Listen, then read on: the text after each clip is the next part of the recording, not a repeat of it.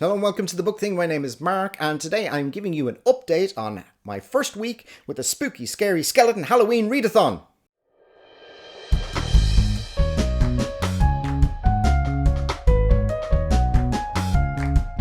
So this is just a short update to let you know how I'm getting on after my first week of the Spooky Scary Skeleton Halloween Readathon, arranged by Nicole at Nicole's Bookish Nooks. That's a tongue twister. So far I have gotten through 3 books and 3 of the prompts. That might sound like I'm doing well, but the 3 I've done so far have probably been the 3 shortest. So, you know, I've still got quite a bit ahead of me to go. The first one was from prompt 1, which was read a classic horror novel, and I read Carmilla by Joseph Sheridan Fanu. And Carmilla is a vampire story that was written about 25 years before Dracula. So the story is from the point of view of Laura, from a wealthy English family who lives in Austria. And what happens is, due to a series of events involving a crashed carriage, the family take in for a period of time a young girl a similar age to Laura called Carmilla. And Carmilla very quickly ingratiates herself to everyone in the house, but around the same time, a mystery illness which has claimed the lives of a number of villagers has started to spread, and has started to spread to Laura herself. And you can probably guess where we're going to go from there. I really liked Carmilla. It's not a very long book, but one of the things that really struck me was how modern it felt. And everything that is in modern vampire lore and fiction is there in Carmilla, arguably more so than it is in Dracula. You've got all of the tropes around vampires there. You've got the aversion to religion, you've got the pointed fangs, the drinking of the blood, all of that sort of stuff. But as well as that, you've got this seductive quality where the vampire is not just preying on the person, but it's about wanting that person to be entirely taken in and seduced by the vampire as well. It felt incredibly modern and very much ahead of its time. It really feels like the blueprint for all vampire fiction that has come since.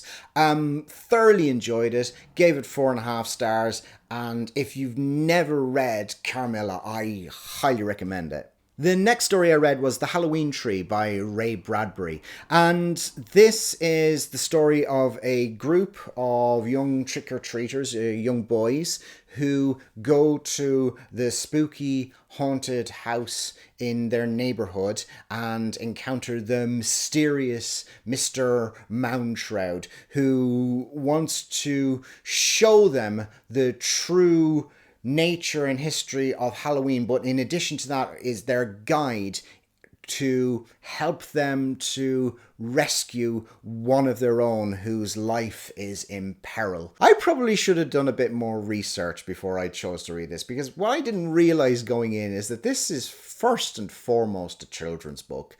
I think this is the sort of story that if I had read when I was about 7 or 8, I would have probably loved it. 46... yeah, not so much. It's, as you know, it was nice and spooky. It felt very educational, you know.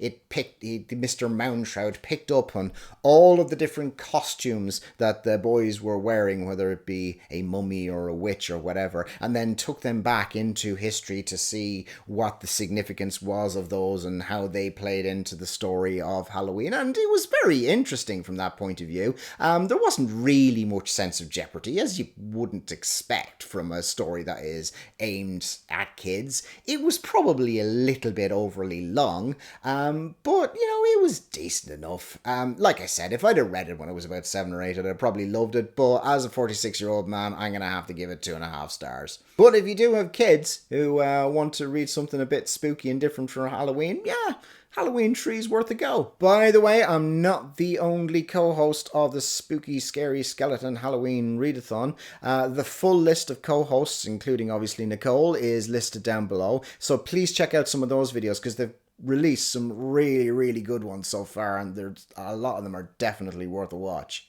And the third one that I read, which was more a short story than I would say a novel or a novella, and that was The Legend of Sleepy Hollow by Washington Irving. I probably don't really need to tell anyone what this is about because it's so famous and well known, but essentially this is the story of the schoolmaster Ichabod Crane, who is trying to pursue the hand of Katrina Van Tassel, the beautiful daughter of a wealthy farmer, and he's got a rival for her affections in the form of Brom Bones, the sort of polar opposite to Ichabod Crane. So Ichabod's this educated, lanky, not very physically imposing, where Brom is the sort of the loud, boisterous one. So you can kind of think of Brom as being like Gaston from Disney's Beauty and the Beast, except he's an awful lot more likable. He's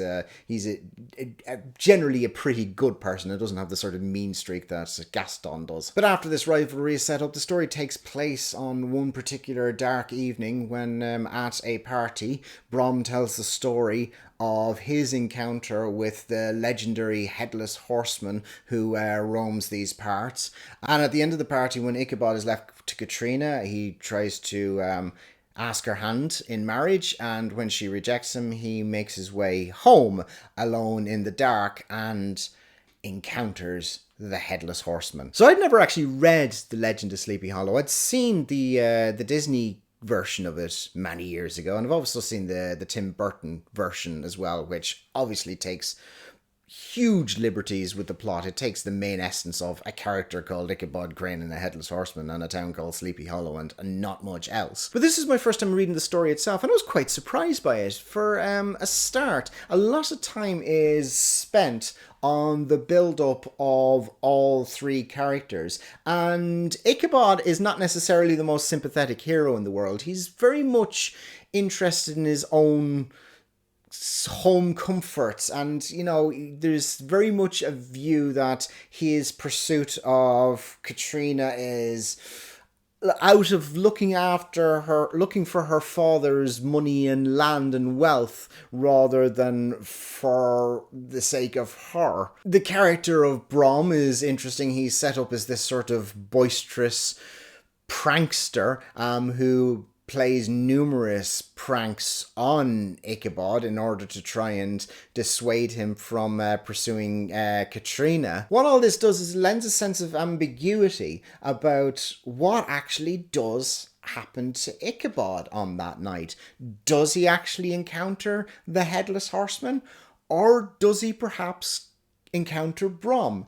And the way that it's left up to the reader's interpretation and the ambiguity around that, I quite like that. And the story has a lot more complexity than I originally thought it would. So I really enjoyed The Legend of Sleepy Hollow, and it was a 4-star read for me. And it's nice and short, so if you want something that'll really get you into the spirit of Halloween, Legend of Sleepy Hollow, definitely worth your time. So that was my update as to where I am at the spooky fuck it. So that's how I'm getting on at the Spooky Scary Skeleton Halloween Readathon. If I've read some more, I'll give you another update next week. In the meantime, thank you very much for watching, and take care.